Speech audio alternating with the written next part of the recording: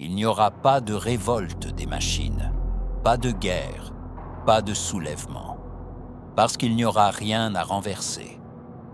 Le futur ne nous combattra pas. Il ne cherchera pas à nous éliminer. Il ne nous considérera même pas comme un ennemi.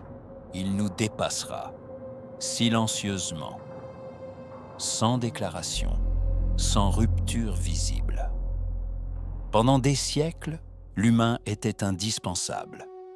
Il pensait, il décidait, il créait. Nous étions le centre du système. Chaque décision passait par nous. Chaque choix portait une trace humaine. Puis une chose a changé, une seule, la vitesse. La machine calcule plus vite.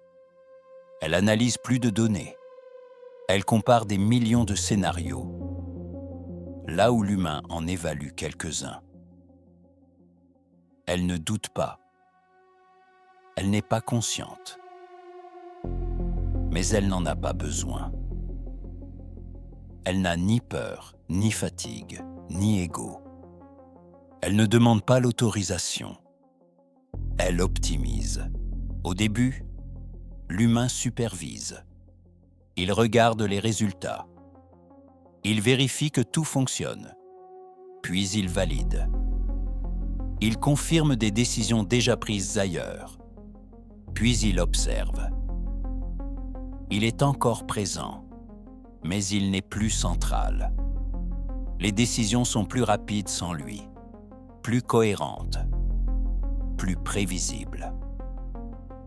Et un jour, sans annonce, sans débat, l'humain ralentit le système. Pas parce qu'il est mauvais, pas parce qu'il est inutile, mais parce qu'il est lent. Dans un monde optimisé, la lenteur devient un défaut. Le basculement n'est pas moral. Il n'est pas idéologique. Il n'est pas politique. Il est mathématique. Chaque décision humaine ajoute du temps, de l'incertitude, du coût. Chaque décision automatisée réduit le risque, réduit le délai, réduit le coût. Il n'y a pas de complot, pas de plan secret. Il y a des tableaux, des courbes, des indicateurs. Et les chiffres sont clairs. Le système fonctionne mieux sans nous. Alors on ne supprime pas l'humain. On ne le combat pas. On ne l'élimine pas. On le contourne. On crée des processus où sa présence n'est plus requise. On automatise d'abord l'exécution, puis l'analyse, puis la décision. L'humain reste, mais seulement en dernier recours. Seulement quand la machine hésite. Seulement quand l'exception apparaît. Mais les exceptions deviennent rares, très rares. Dans la finance, dans la logistique, dans l'industrie, dans la médecine, dans la guerre. Partout où la vitesse compte, l'humain devient un risque. Pas un danger, un ralentissement. Le monde continue de tourner. Les villes fonctionnent.